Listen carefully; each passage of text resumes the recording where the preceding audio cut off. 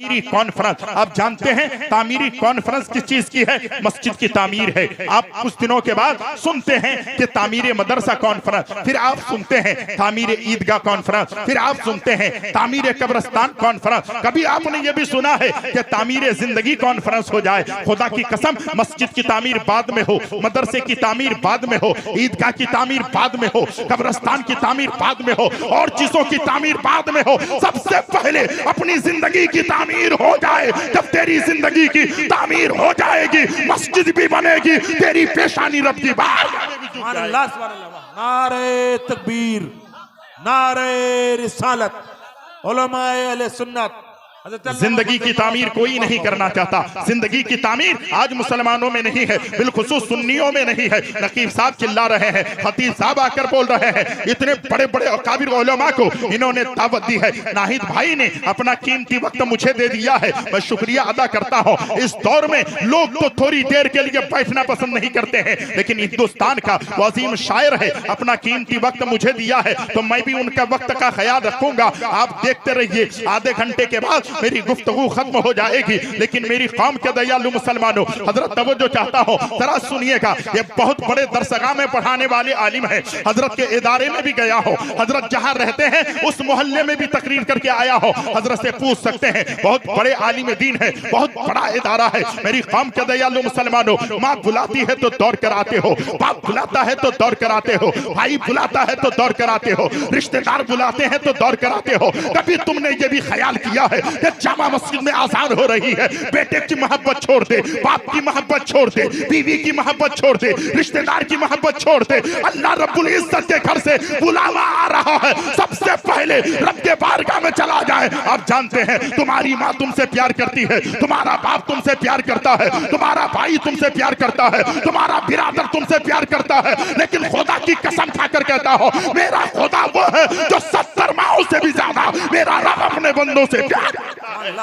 नारे तकबीर, नारे रिसालत, नूरी कॉन्फ्रेंस, हज़रत अल्लामा मंजर नवाज साहब किबला, अख्तर परवाज नईमी, अल्हम्दुलिल्लाह इतना चल रहे हैं। ये माँ की दुआ है। मैं भी कहता हूँ, जमीन समा ही नहीं, सातों आसमां महके, वो लामका पे गए जब तो लामका महके, बदन से टपके पसीना तो लहलाए चमन, लुआबे दहन अगर डाल दे कुआं महके, और महक रहा हूँ मैं माँ की दुआ के सदके में। मेरी दुआ है कि जन्नत में सबकी माँ महके, और गुलाब जैसे महकते हैं सारे फूलों में मेरे रसूल रसूलों के दरमियान महके। आप जानते हैं उस रब की बारगाह के लिए ना हमारी माएँ तैयार होती है, ना मेरा भाई तैयार होता है, मेरा नौजवान तैयार होता है। जलसे में आते हैं, 1000 रुपए दे देते हैं, 5000 दे देते हैं, 2000 दे देते हैं, लेकिन क्या तुमने कभी रब की बारगाह में पेशानी झुकाई है? आज आओ, मैं तारीख के हवाले से एक जुमला देना चाहता हूँ। खुदा की कसम, एक गवैया आदमी था, एक गाना गाने वाला आदमी था, उमर फारूक के दौर का था। लेकिन हजरत देखिएगा, हर आदमी के साथ फन होता है,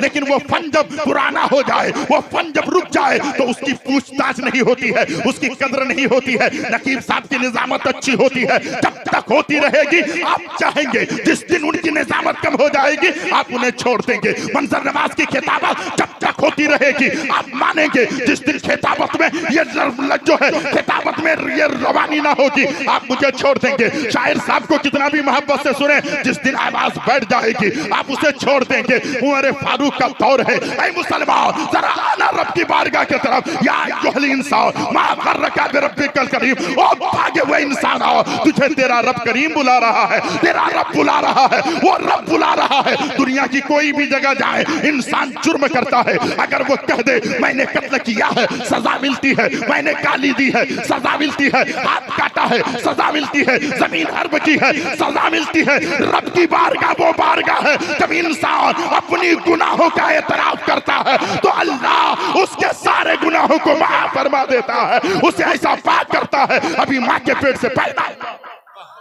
कितनी बड़ी बात है। कभी आपने सोचा है बेटा अगर नारा लगा दोगे तो टाइम खत्म हो जाएगा, क्योंकि मुझे जो है किसी का वक्त नहीं लेना है, आप सिर्फ सुन लो बेटा और सुनकर अमल करने की कोशिश करो। वो गवैया था, उमर फारूक का दौर है। अब जरा सोचे रब कितना बड़ा करीम है, रब कितना बड़ा रहीम है, रब बंदों को कितना प्यार करता है। आज तो हालात ऐसे हैं, मैंने इनकी मदद कर दी, हम सोचते हैं वो मेरी मदद क्यों नहीं किया, मैंने पानी पिलाया उसने मुझे क्यों नहीं पिलाया, मैंने खाना खिलाया उसने मुझे क्यों नहीं खिलाया, मैंने उसको ये दिया है उसने मुझे क्यों नहीं दिया। कुरान कहता है अल जज़ाउल एहसाना इल्लल एहसान, तो बंदों पर एहसान कर, तेरा खुदा तुझ पर एहसान करेगा। कोई जरूरी नहीं है कि वो एहसान करे, अल्लाह किसी और के जरिए तुझ पर एहसान कर दे। उमर फारूक का दौर है हजरत, तवज्जो चाहूंगा, उमर फारूक का दौर है। वो गवैया बूढ़ा हो गया है, अब आवाज नहीं रही है, जिंदगी भर गाना गाता रहा, खुदा की कसम अब रोने लगा, अब लोगों से भीख मांगने लगा, लोग भीख भी देने नहीं लगे। तब वो परेशान हुआ, जन्नतुल बकी में जाकर के वो रोने लगा, ऐ मौला मैं तो जिंदगी भर गुनाह करता रहा, अब मेरा पेट कैसे चलेगा, अब मेरी रोजी रोटी कैसे चलेगी, मैं कैसे जिंदा रहूंगा। मौला मैं सारे गुनाहों सच्ची तौबा करता हो। कहा है जन्नतुल बकी में जाके रो रहा है, और हजरत उमर फारूक मस्जिद नबवी में इस्तिराहत फरमा रहे हैं, आराम कर रहे हैं, आंख बंद है। खुदा की कसम आतिफे गैबी से आवाज आती है, ऐ उमर मस्जिद नबवी में सोया न रह, बल्कि जा जन्नतुल बकी में, एक बंदा मुझे पुकार रहा है। जोर से बोलो सुभान अल्लाह। मेरा बंदा मुझे पुकार रहा है, किस लिए? नमाज पढ़ के पुकार रहा है, रोजे रख के पुकार रहा है, ज़कात दे के पुकार रहा है, मस्जिद नबवी में सलातो सलाम पढ़ के पुकार रहा है, नहीं अपनी पेट की भूख मिटाने के लिए रब को पुकार रहा है। रब कितना बड़ा करीम है, रब कितना बड़ा रहीम है, मेरा रब किसे ना कितना चाहता है। रब ने फरमाया, आतिफे गैबी से आवाज आई, उमर निकल जा। उमर फारूक ने टोपी नहीं पहनी, उमर फारूक ने चप्पल नहीं पहनी, दौड़ने लगे, मस्जिद नबवी से निकले और जन्नतुल बकी के करीब में गए हैं। जैसे ही देखे हैं एक बूढ़ा है, उमर फारूक को देखा तो डर गया, जिंदगी भर गाना गाता रहा, उमर की तलवार निकलेगी, ऐ मौला मुझे बचा ले। आगे निकला था, उमर फारूक ने कहा कहां भाग रहे हो, अरे मुझे रब ने तेरे लिए भेजा। वाह सुभान अल्लाह सुभान अल्लाह, नारे तकबीर, नारे रिसालत। हज़रत अल्लामा मंजर नवाज साहब किबला क्या हालात हो गए, तकरीर सुनने की बात आती लोग भाग जाते हैं। मेरे भाई ये मसला कौन बताएगा, ये बातें कौन बताएगा। हमारा रब इतना चाहता है, मेरे बेटे तुम कमाते हो लेकिन बरकत नहीं है, तुम बहुत पैसा तुम्हारे पास है लेकिन रुकता नहीं। खुदा की कसम खाकर कहता हो, तुम रब की बारगाह में जाना शुरू कर दो, मस्जिद को आबाद कर दो, मौला तेरे घर को आबाद कर देगा, तेरे मकान को आबाद कर देगा, तेरी दुकान को आबाद कर देगा। आज हालात बिगड़ गए हैं हजरत, हर इंसान होशियार हो गया है, हर इंसान अपने आप को बड़ा समझने लगा है। आओ तारीख पढ़ो, इंसान तो वो होता है दूसरों के हक को समझे, इंसान वो होता है दूसरों की कद्र समझे, इंसान वो होता है दूसरों की हकीकत को समझे। आओ तारीख बयान करता हो, एक आदमी दमिश्क पहुंचता है और इसलिए पहुंचता है कि मुझे जो है कुछ खरीदना है। जैसे ही एक दुकान में जाकर पहुंचता है, कैसे लोग थे हम, कैसे मुसलमान थे, उनकी तारीख पढ़िए। आज लोग कहते हैं फलस्तीन की बात, मैं कहता हाँ यार मां मर गई है, मलबे में दबकर बच्चे मर गए हैं, फिर भी कहते हैं ऐ जालिमो याद रखना मस्जिद अक्सा तेरी तरफ जाने नहीं देंगे। ये फलस्तीन के मुसलमानों ने कहा था, हम जान तो दे सकते हैं लेकिन नबी का दिया हुआ ईमान नहीं दे सकते। सुभान अल्लाह सुभान अल्लाह। तुम्हारी और हमारी तरह जज्बा रखने वाले नहीं, तुम्हारी और हमारी तरह कदर करने वाले नहीं। हुजूर तवज्जो चाहता हो, बड़ी गौर से सुनने की कोशिश कीजिए। दमिश्क वो आदमी पहुंच गया और पहुंचने के बाद दुकान में पहुंचा। कहां पहुंचा जल्दी बोलिए, कहां पहुंचा? दुकान में पहुंचा और पहुंचने के बाद कहा भाई तुम्हारी दुकान में नमक है? कहा है। तेल है? कहा है। हल्दी है? मसाले हैं? कहा कि अच्छा मुझे दे दीजिए। उसने कहा भाई एक काम करोगे? उसने कहा क्या है? कहा ये सामने वाली दुकान है ना, वहां जाकर के ले लोगे, इसी दाम में इसी रेट में मिलेगा, अगर वहां जाकर ले लोगे तो बड़ी मेहरबानी होगी, परेशानी तो नहीं होगी। उसने कहा मुझे क्या परेशानी है, यहाँ वही कीमत में सामान मिल रही है, वहां भी वही कीमत में सामान मिलने वाली है। वो गया और जाकर के उससे कहा मुझे ये सामान दीजिए। जब उसने सामान दे दिया तो तजस्सुस में पड़ गया। जब वो सामान खुद दे सकता था, वो पैसा ले सकता था, मुनाफा ले सकता था, लेकिन उसने अपनी दुकान में न दिया। दुकान में सामान है, उसने उसने इस दुकान में बताया है। अल्लाह अकबर, सामान लेके लौटा, लौटने के बाद पहली वाली दुकान के पास आया और दुकानदार से कहा, मेरे भाई आपकी दुकान में नमक भी है, मिर्ची भी है, मसाले भी है, हर चीज है, लेकिन आपने उसकी दुकान क्यों बताई है? तो अल्लाह अकबर, पहली दुकान वाले ने कहा, सुबह से लेकर मेरे पास बहुत ग्राहक आए हैं, मेरे पास खरीदने फरोख्त वाले बहुत आए हैं, मेरे पास तो बाल बच्चों के गुजारे का सामान हो गया है, रात के खाने का इंतजाम हो गया है, लेकिन सुबह से मैं देख रहा हूं उस दुकान में कोई आया नहीं है, 1 रुपए का सामान खरीदा नहीं है। मैं मुसलमान हूं, नबी का कलमा पढ़ा हूं, मेरा दिल कहता है मेरे बच्चे तो खा के सोएंगे लेकिन उसका बच्चा भूख के सोएंगे, ये ऐसा नहीं हो सकता। इसलिए मैंने अपनी दुकान से सामान नहीं दिया, उनकी दुकान में भेज दिया। कहाँ गए मुसलमानों का किरदार? कहाँ हो गए आज आप और हम? मेरी कौम के दयालु मुसलमानों, आओ तारीख पढ़ो, कैसे इंसान थे, कैसे मुसलमान थे, ईमान वालों की जिंदगी देखें। अल्लाह अकबर, यहूदी आप जानते हैं, अल्लाह अकबर, एक यहूदी का नौजवान रास्ते से चलते चलते रात में इंतकाल हुआ। सुबह उसके पादरी आए, तवज्जो चाहता हूं जरा, सुबह उसके पादरी आए, पादरी आने के बाद अपने एतबार से जिस तरीके से मुसलमान तजहीज़ो तकवीन करते हैं उसी तरीके से वो अपने एतबार से तजहीज़ो तकवीन करते हैं। मुर्दे को ले जाने लगे, जब कब्रिस्तान लेके गए या जो काम था वो किया करके आने लगे तो उनका पादरी कहने लगा, यहूदियों का पादरी क्या कहने लगा, काश उस रास्ते से कोई मुसलमान नहीं गुजरे होंगे। अल्लाह अकबर, लोगों ने सवाल किया था, पादरी साहब, पादरी यानी मौलवी होता है उसकी जमात में, उसने कहा पादरी साहब ये आप कौन सी बात कर रहे हैं, रात में बच्चा गिरा है, इंतकाल हो गया है और उससे क्या कनेक्टेड है कि मुसलमान उस रास्ते से नहीं गुजरा है? तो उन्होंने कहा मैं पूछना चाहता हूं, दोपहर में तेरा बेटा मुझे मिला था लेकिन शाम में उसकी इंतकाल होता है, रात में उसकी रूह निकल जाती है, कैसे? उसने कहा रात की तारीकी में एक अंधेरी गली से गुजर रहा था, एक पत्थर से उसको ठोकर लगती है, जमीन पे गिर पड़ता है, वहीं पर उसकी रूह निकल जाती है। उन्होंने कहा इसलिए मैंने कहा है काश कोई मुसलमान उस रास्ते से नहीं गुजरा है। कहा क्या मतलब है? का मतलब यह है अगर उस रास्ते से कोई मुसलमान गुजरता, नबी का फॉलोवर देखता रास्ते में पत्थर है, पत्थर को हटाकर साइड कर देता, ये तेरा बेटा वहां से आ जाता, उसकी जान बच जाती।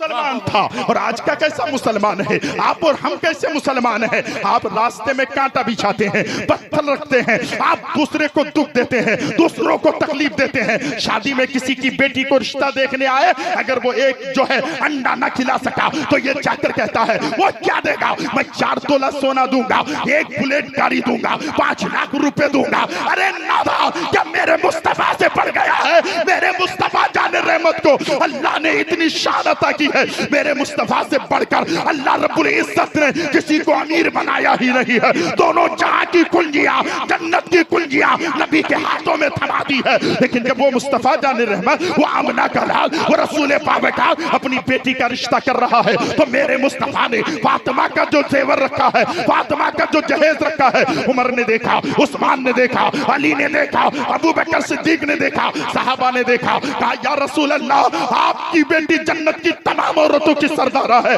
लेकिन आपने अपनी बेटी को इतना कम जहेज दिया है। अल्लाह अकबर, आवाज आती है, ऐ दुनिया वालों, तुम मेरी बेटी फातिमा को देख रहे हो, मैं रसूल हूँ रसूल, मैं नबी हूँ नबी, मैं कयामत तक आने वाली हर उम्मत की बेटियों को देख रहा हूँ। आज पैसा होने पर 4 व्हीलर देते हो, शर्म करो कि गरीब की बेटियां मर रही है, यतीम की बेटियां मर रही है, बेवाओं की बेटियां मर रही है, ये किसी और की बेटी नहीं है, ये तुम्हारी और हमारी बेटी। मैंने दर्द मेरे भाई बहुत अफसोस होता है, बहुत तकलीफ होती है। कहां आ गए हमारे मुसलमान?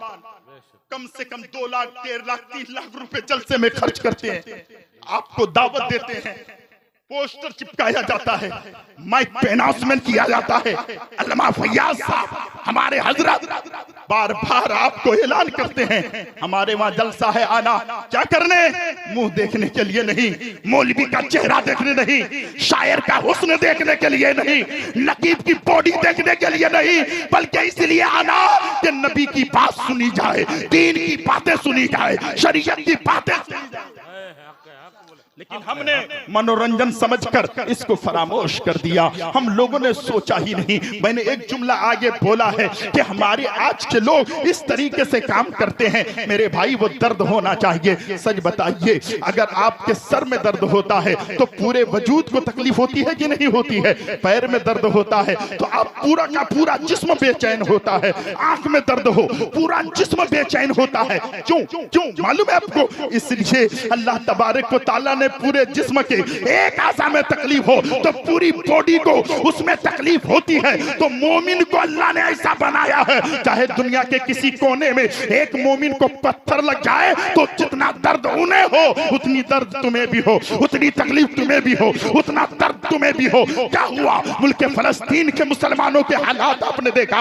आप सर्रा बराबर कांपे नहीं। 5 साल का बच्चा हाथ में पत्थर उठाया, पत्थर उठाने के बाद इजराइल की तरफ फेंकते हुए कह रहा था, ऐ दुनिया वालों, तुम मेरी मदद को आओ या ना हो, मुसलमान की मदद को आओ या ना हो, लेकिन मेरे नबी हमारे लिए नहीं, कायनात के हर जर्रे जर्रे के लिए रहमतुल लिल आलमीन है। वो मुस्तफा जरूर हमारी हिफाजत, हमारा खुदा हमारी हिफाजत करेगा। जिंदगी छोटी सी है, इस जिंदगी में बंदगी कर लो, इस जिंदगी में इबादत कर लो। मेरी माओ तुम बैठी हो, मेरी बहनों तुम बैठी हो, मैं जानता हूँ जिस घर की बहन सुधरती है उस घर का निजाम सुधरता है। जिस घर की माँ सुधरती है पूरा निजाम सुधर जाता है। जिस घर की औरतें सुधर जाती है पूरा मुआशरा सुधर जाता है। मेरी बेटियों, मेरी माओ, मेरी बहनों, आज जोड़कर मनसा नवाज विनती करता है कि आज के बाद तुम किसी नमाज को तर्क मत करना, तुम इबादत को मत छोड़ना, रब की बारगाह में पेशानी झुकाना, फातिमा ज़हरा की कनीज़ा बनकर जिंदगी गुजारना।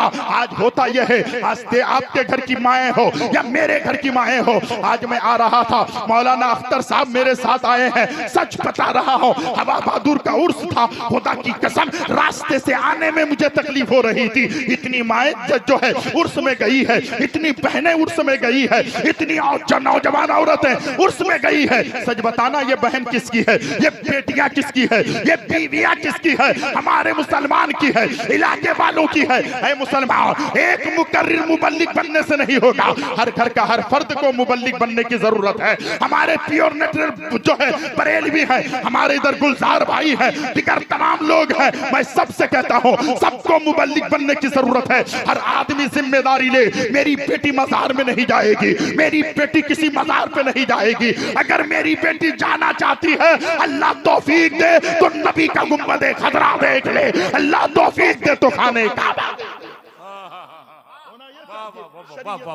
क्या बात, हकीकत से दूर, इस्लाम से दूर कौन बताएगा?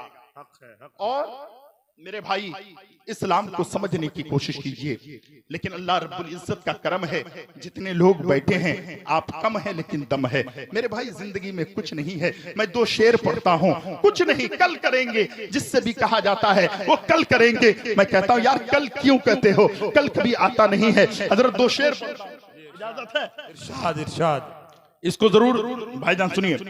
फिक्र उकबा की कर, भाईजान फिक्र उकबा की कर, सुन ले ऐ बेखबर। शेर सुने हजरत, आखिरत की फिक्र करें। बस मैं गुफ्तगू खत्म कर रहा हूँ। फिक्र उकबा की कर, सुन ले ऐ बेखबर, फिक्र उकबा की कर, सुन ले ऐ बेखबर, कर न कल कल की कल का भरोसा नहीं। एक पल का भरोसा। शेर सुने।